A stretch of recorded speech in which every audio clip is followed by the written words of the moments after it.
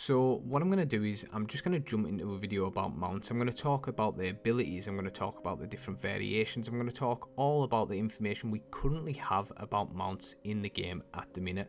But then I'm also going to dip into a little part of the mounts, a type of mount, a thing that's going to play out within PvP and seems to be getting overlooked and not talked about much, but I really believe it's going to be key and people will really want to use these. But I won't ramble on any longer, I'll just dive right into the video. So mounts are going to be obtained through an early quest that's available to all players in the starting area, and mounts are going to be breedable and tameable all over the world of Vera. Now when you unlock mounts, you won't unlock specific mounts, like that is a skill open for you to start collecting these mounts, but you will have to go out and use the animal husbandry artisan class and go start taming these things, and if you unlock breeding them as well. So there's going to be 3 tiers of mounts in Ashes of Creation. Now you're going to have your ground and land one. Now they're the ones that walk around, that you're going to be using every single day, that wherever you go, wherever you want to get around, you're going to probably be using these the most, and it's highly likely that these will be the most easily obtainable mounts within the game. Next, you're going to have the glider mounts. Now the glider mounts are going to be super useful for getting you around the world faster. They're going to be very sought after and potentially going to be hard to tame and breed, but these are things you're going to want to use consistently or get hold of because of the limited fast travel within Ashes of Creation. But to jump into the rarest of all the mounts that you're going to see in the world of Vera, I'll let Stephen talk about it and explain a little bit for you in this next clip here. So there's 3 methods by which people can attain the flying mounts. One is you're a guild leader of a guild that owns a castle, right? There's 5 castles out there. Guild leaders have the benefit that they can. Well, boys, summon we're making a essentially guild. this giant, dragon, or there's. I expect all of you to join, which each have PvP and give me a relevance flying during mount. sieges. So they'll have massive AOE effects. They'll have the ability to kind of fly around the battleground and stuff. Oh and direct shit! people. Like a straight up like leader. Like Yeah, okay. like a huge ass dragon. And then the second group of people that can acquire these large flying mounts are mayors of metropolises. And metropolises are the highest stage of node development you can achieve. There can only ever be 5 metropolises on a server at a given time without they don't have to be destroyed. So that's 10 right there, and those are temporary. So like at any given point in time, you're going to see anywhere from 10 to maybe at max, I would say around 20 based off of the legendary world boss timers.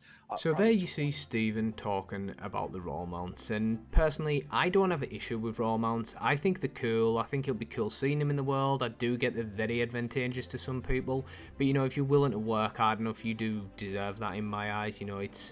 It's risk and reward, it's grind and it's graft, and it is a more niche game and some people won't like that, but to be fair, if you do end up getting them, the feeling you'll get from actually unlocking that or being a part of that or seeing them out in the world, you'll know someone's prestige, you'll know who they are, and I think that's personally really fucking cool. But the problem I had with this was that if I'm a patron guild, or we're a patron guild and we're trying to defend, say example, our allies who own this stage 6 metropolis, and we go into battle and we're organised and we know what we're doing, but then the other guys are the same as us, they're organised, they know what they're doing, but they have flying mounts, they have a nice view of that field of battle that you don't, and on first glance you might not think that makes such a big deal, but it really does make a big deal because they have the advantage of the high ground. They potentially can't be tacked as easy, they can get from spot to spot much faster, much quicker and safer, and not only that, they have line of sight of that full battleground, so they can call out their shots to their guys much more effectively.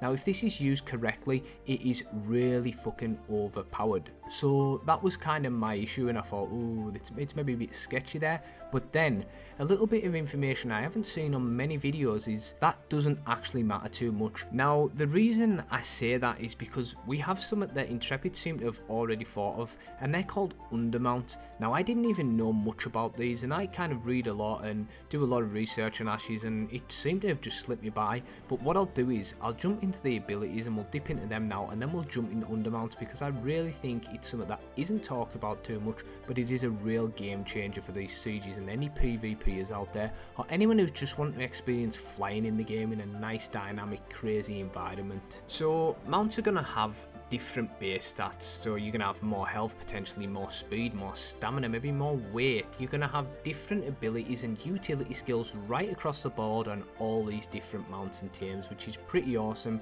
pretty unique, and it's going to be very customizable to help your build. So not only will you have like a gear build and a class build or an artisan build, you're also going to be able to really tweak what you're wanting out your build with how customizable these tames will be. These mounts are going to be based off rarity and the tier of the mount. So the rarer it is, the higher tier, the more abilities it potentially could have, the more useful it will be, or maybe the better stats it's going to have when you tame these or breed them or level them up. It will be based on players' skill choices, whether they decide they want to use them as initiation vehicles or utility vehicles or just traversal vehicles for getting around the world. But the one issue I do have, these are used as escape vehicles. Now Stephen and I have talked about being able to escape, and the wiki even quotes, you know, them having escape vehicles. Now I did think potentially this could cause some serious issues, but the more I looked into it and the more I watched the clips, read the Discord quotes, it kind of reassured me. And what I'll do now is, if you maybe had the same doubts,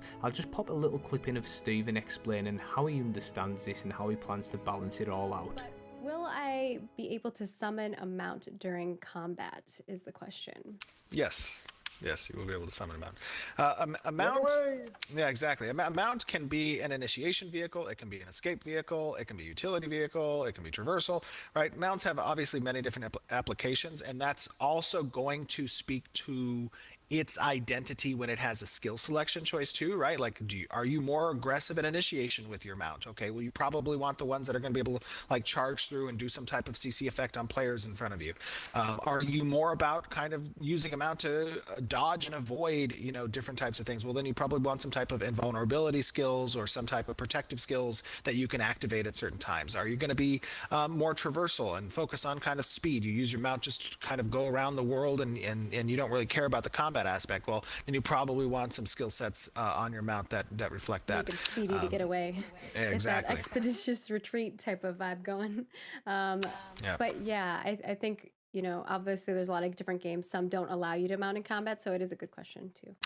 Yeah, I mean, there's definitely a difficulty from a balance perspective. Obviously, on the design side, when you're having to incorporate speeds that are so radically different from the normal player movement speeds, and mounts do have obviously a significantly faster component there. But that's why you build into the skill sets that players have. Obviously, those types of CCs, which can either, as we spoke about previously, knock the player off of their mount, kill the mount with some massive damage, or stun the player. Right?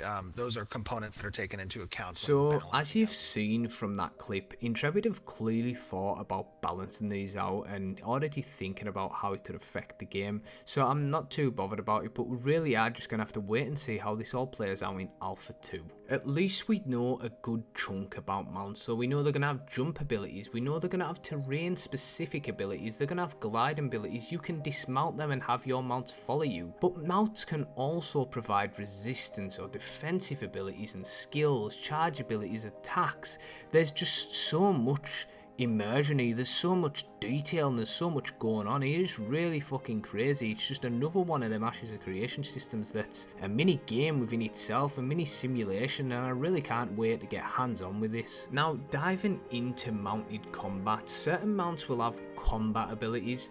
Players will not be able to use their class skills while mounted, so you won't be able to use your normal abilities while you're on a mount, but the mount's combat abilities can be used. Now, depending on the breed and the rarity, you'll depend on what you get with your abilities, or how powerful they are, or how they're affecting the world around you, or the people who you're damaging around you, and also on RNG. So certain mounts will maybe randomly be given an ability that people keep breeding for just to unlock, which really gets you using this system. And once again, as I always say, replayability, getting people involved in this and getting people to use this system to get that perfect mount. Now, some possible skills include a charge through opponents, or smashing through opponents, potentially stunning them or just knocking them down, or you could even have a lance that a player can use while mounted, which could potentially dismount another player or do some damage. There's even going to be specific weapon systems that only exist on different riding points of group mounts, so I don't really know know how that would work. Potentially you are riding the mount, your 3 guys, as Stephen said, there's a different mechanic there. When you've got your other 3 guys and other people on this group mount, potential to have even more numbers, I suppose, you could use this special ability that does damage or stuns or locks out or does some type of nullifying effect.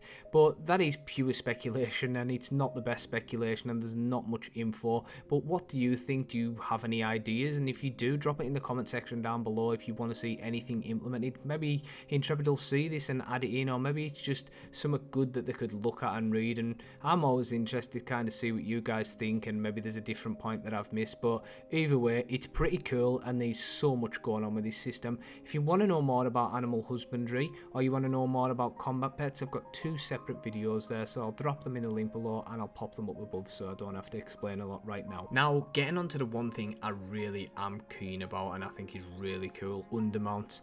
Obviously that was my problem with royal mounts that I had discussed before, but during a castle siege, the guild leader will be able to grant a limited number of undermounts to guild officers within the siege. So there is a catch with undermounts. You're not going to be able to just go in with them to the siege. There's going to be 3 capture points, 2 of which give you 2 mounts each, and the 3rd gives you 1 mount. So if you capture all of these capture points, you will obtain 5 undermounts to use within the siege. I do understand though that if you're going into the battle already with these raw mounts, some people are going to say you do have that advantage, whereas they don't have to go capture these points but you do. But to me, it just brings up more competition, more diversity and more craziness within it, where one decision or one cock-up can really change the battle and outcome of that siege. So I think it's really good they've added this. The more I learn about sieges, the more they develop them and the more they add things in. I really think it's fucking awesome. It's going to be some great content to be had within the game. Now, some points to quickly finish up the video because it is quite a long one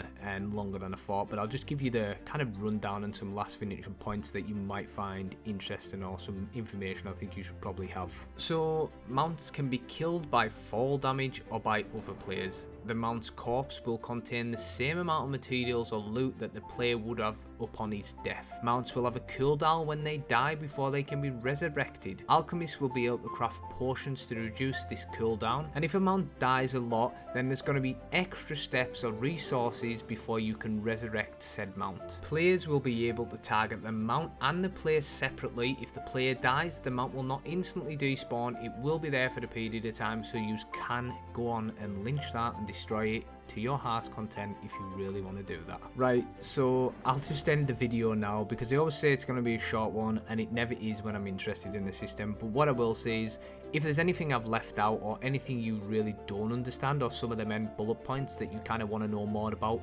drop that in the comment section below. I'll get back to them all. I'll give you the information you need, and if you've got any feedback and stuff you want to see or any opinions on this, leave that down there too. I really do like interacting down there, and there's a lot of positivity coming my way when it comes to these videos and when it comes to the Ashes of Creation community, which is awesome to see. And if you do want to continue the discussions after the video, we do have a guild Discord, which is kind of a community Discord. It's close-knit, so feel free to join and kind of talk more about this and get involved in the Ashes of Creation nerdiness that's within there. But as always, I really do appreciate you watching the video. I hope you've enjoyed it, and I'll catch you in the next one.